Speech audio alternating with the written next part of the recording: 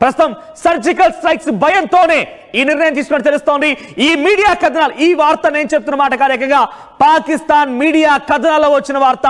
ప్రతిరోజు మే 1 నుంచి మే 31 వరకు కూడా ఈ నెల రోజుల పాటుగా ప్రతిరోజు 4 గంటల నుంచి 8 గంటల వరకు ఉదయం 4 గంటల పాటుగా ఏ ఒక్క విమానం కూడా కరాచీ, లాహోర్ గగనతలంపై నుంచి వెళ్ళకూడదు. ప్రతిదీ కూడా ఆ సమయంలో క్లోజ్. కొన్ని విషయాల్లో మాత్రమే అక్కడ, అంటే ఇంక్లూడింగ్ వేరే దేశాలకు సంబంధించి విమానం అక్కడ వెళ్ళకూడదు ఈ గగనతలం నుంచి. అటువంటి నిర్ణయం తీసుకుంది. దీనికి కారణం సర్జికల్ స్ట్రైక్స్ అనే భయం. అటువైపుగా పాకిస్తాన్ కవ్వింపు చర్యలకు పాల్పడుతోంది. యుద్ధ విమానాలతో, ఎయిర్ జెట్స్ తో పెద్ద ఎత్తున అక్కడ ఫైటర్ జెట్స్ తో విన్యాసాలు చేస్తుంటే భారత చేతులు ముడుచుకుని కూర్చోలేదు కదా. ఈ నేపథ్యంలోనే రఫేల్ యుద్ధ విమానం రంగంలోకి దించింది.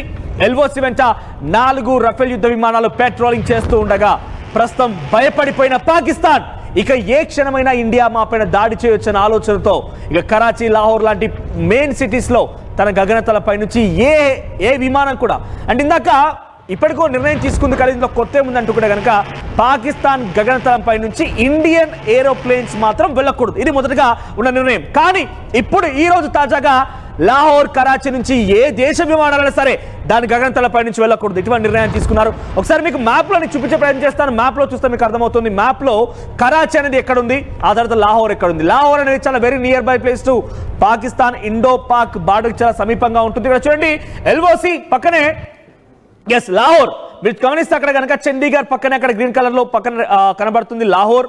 సో లాహోర్ అనేది ఈ మ్యాప్ లో మీకు అక్కడ చూడొచ్చు. లాహోర్ కింద ఎడ్జ్ లో కనిపించేది కరాచీ. సో ఈ 2 ప్రాంతాలకు సంబంధించి గగనతలం నుంచి ఎటువంటి విమానాలు వెళ్ళకూడదు. ఒక భయం ఏంటంటే సర్జికల్ స్ట్రైక్ కి భారత్ తెరలేపే అవకాశం ఉంది. రఫేల్ యుద్ధ విమానాలు రంగంలోకి దిగాయి. రఫేల్ యుద్ధ విమానాలు అక్కడ ఆల్రెడీ వెంబడిస్తూ అక్కడ పాక్ సైన్యానికి సంబంధించి భయభ్రాంతులకు గురి చేస్తున్నాయి.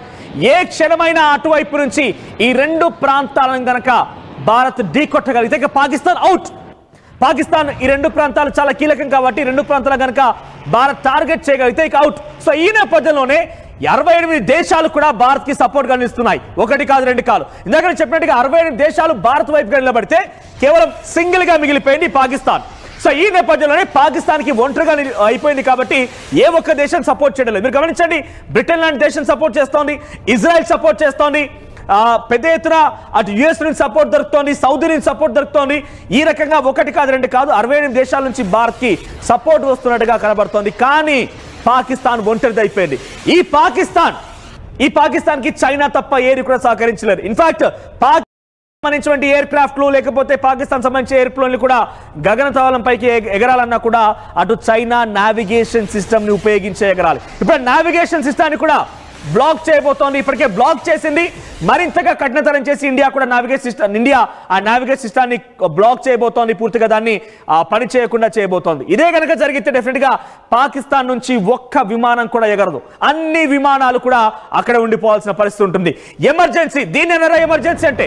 ఇదే కదా ఎమర్జెన్సీ అంటే. ఏ ఒక్క ప్రయాణం జరగదు, ఏ ఒక్కరికి మెడికల్ అసిస్టెన్స్ ఉండదు, ఏ ఒక్కరికి కూడా రావాల్సినటువంటి సరైనటువంటి సదుపాయాలు రావు. అన్నీ కూడా క్లోజ్ అవుతాయి.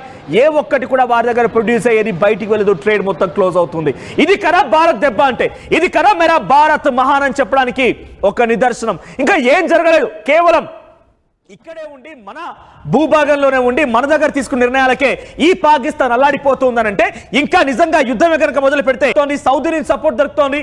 ఈ రకంగా 1 కాదు 2 కాదు 68 దేశాల నుంచి భారత్ కి సపోర్ట్ వస్తున్నట్టుగా కనబడుతోంది. కానీ పాకిస్తాన్ ఒంటరిది అయిపోయింది. ఈ పాకిస్తాన్ కి చైనా తప్ప ఏది కూడా సహకరించలేదు. ఇన్ఫాక్ట్ పాకిస్తాన్ కి సంబంధించినటువంటి ఎయిర్ క్రాఫ్ట్లు లేకపోతే పాకిస్తాన్ సంబంధించిన ఎయిర్ప్లేన్లు కూడా గగనతలం పైకి ఎగరాలన్నా కూడా అటు చైనా నావిగేషన్ సిస్టమ్ ని ఉపయోగించే ఎగరాలి. ఇప్పుడు నావిగేషన్ సిస్టాన్ని కూడా బ్లాక్ చేయబోతోంది. ఇప్పటికే బ్లాక్ చేసింది. మరింతగా కఠినతరం చేసి ఇండియా ఆ నావిగేషన్ సిస్టాన్ని బ్లాక్ చేయబోతోంది. పూర్తిగా దాన్ని పని చేయకుండా చేయబోతోంది. ఇదే కనుక జరిగితే డెఫినెట్ గా పాకిస్తాన్ నుంచి ఒక్క విమానం కూడా ఎగరదు. అన్ని విమానాలు కూడా అక్కడ ఉండిపోవాల్సిన పరిస్థితి ఉంటుంది. ఎమర్జెన్సీ, దీన్ని అనరా ఎమర్జెన్సీ అంటే? ఇదే కదా ఎమర్జెన్సీ అంటే. ఏ ఒక్క ప్రయాణం జరగదు, ఏ ఒక్కరికి మెడికల్ అసిస్టెన్స్ ఉండదు, ఏ ఒక్కరికి కూడా రావాల్సినటువంటి సరైనటువంటి సదుపాయాలు రావు. అన్నీ కూడా క్లోజ్ అవుతాయి. ఏ ఒక్కటి కూడా వారి దగ్గర ప్రొడ్యూస్ అయ్యేది బయటికి వెళ్ళదు. ట్రేడ్ మొత్తం క్లోజ్ అవుతుంది. ఇది కదా భారత్ దెబ్బ అంటే.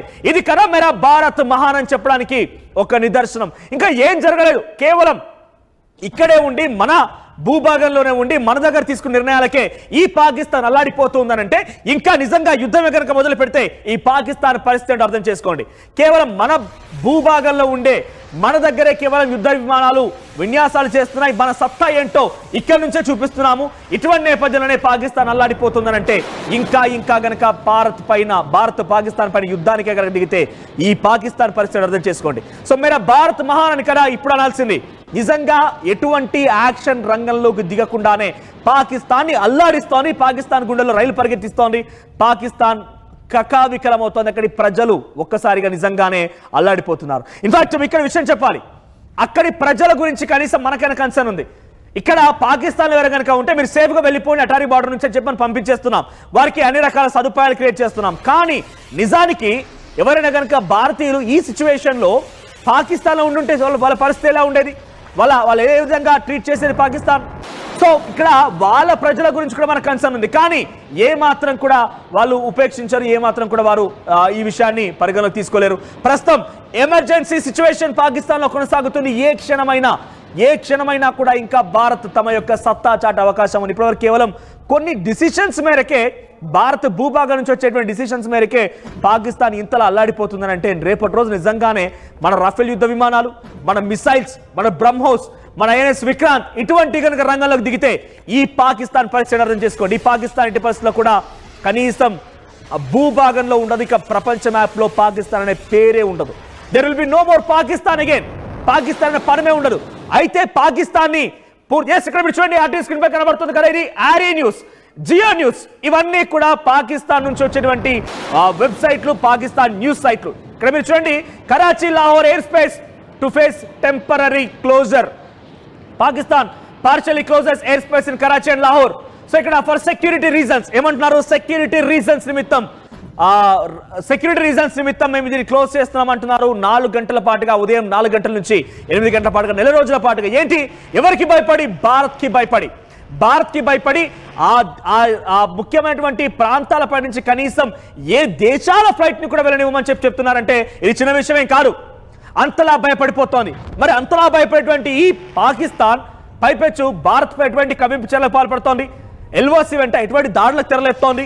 ఇండియా పాకిస్తాన్ బార్డర్లో కూడా, ఇంటర్నేషనల్ షేరింగ్ బార్డర్లో కూడా, పర్గ్వాల్ అనేటువంటి ప్రాంతంలో, జమ్మూ సెక్టార్లో ఎటువంటి దాడులు చేస్తోంది. ఇప్పుడు కదా భారత్కి డెఫినెట్గా యాక్షన్లో దిగాల్సింది. కానీ డైరెక్ట్గా యాక్షన్లో దిగకుండా ముందుగా పాకిస్తాన్ని మొత్తాన్ని కూడా కకావికలం చేస్తోంది. మన భూభాగం నుంచి నిర్ణయాలు తీసుకొని పాకిస్తాన్ అల్లాడిస్తోంది. సో ప్రస్తుతం పాకిస్తాన్ ఎమర్జెన్సీ సిచ్యువేషన్ ఇంకా కొనసాగే అవకాశం నెల రోజుల పాటు ఉండబోతోంది. సో పాకిస్తాన్ ప్రధాని ఏమంటాడంటే సింధు జలాలు మావి, సింధు జలాలు మేము వినియోగించుకోవాలి, మా జలాల్ని మాకు ఇవ్వండి అంటున్నాడు. ఇంకో మంత్రి అబ్బాస్ అనే మంత్రి ఏమంటున్నాడంటే 130 అణుబాంబులు భారత్ వైపుగా ఎక్కుపెట్టున్నాయి. పాకిస్తాన్ నుంచి భారత్ వైపుగా ఆ 130 అణుబాంబులను ప్రయోగించి సింధు జలాల ఒప్పందాన్ని మీరు కనుక రద్దు చేసినటువంటి అంశాన్ని తిరిగి స్టార్ట్ చేసి మాకు కనుక నిలివకపోతే ప్రయోగిస్తామంటున్నారు. ఇటువంటి నిర్ణయాలు మీరు తీసుకునేది. కానీ కేవలం మా డెసిషన్స్ పైనే మీరు అల్లాడిపోతున్నారంటే నిజంగా మా యొక్క ఆర్మీ గనక రంగంలోకి దిగితే మీ పరిస్థితి ఏంటి? మీకు ఆర్మీ లేదు, సంక్షోభం ఉంది, వేర్పాటువాదం ఉంది, ఇవన్నీ కొనసాగుతున్నాయి. మీరు ఎంతలా భయపడకపోతే మీ సెక్యూరిటీ రీజన్స్ కారణంగా, రైట్, మీ సెక్యూరిటీ రీజన్స్ అని చెప్పి మీ ప్రముఖ ప్రాంతాల్లోనే ఎటువంటి విమానాలు వెళ్లకుండా ఎయిర్ స్పేస్ ని మొత్తం కూడా క్లోజ్ చేసుకున్నారు. కొన్ని గంటల పాటు, నెల రోజుల పాటుగా ఈ నిదానం ఉండబోతుందంటే అర్థం చేసుకోండి. సర్జికల్ స్ట్రైక్ జరగబోతోంది. భారత్ నుంచి సర్జికల్ స్ట్రైక్ జరగబోతోంది. పక్కాగా వారికి సమాచారం కానీ, భయం కానీ, భక్తి కానీ ఉంది. అందుకే భారత్ ఏ క్షణమైనా కూడా ఎటువంటి విధంగా కూడా ముప్పేట దాడి చేయొచ్చు.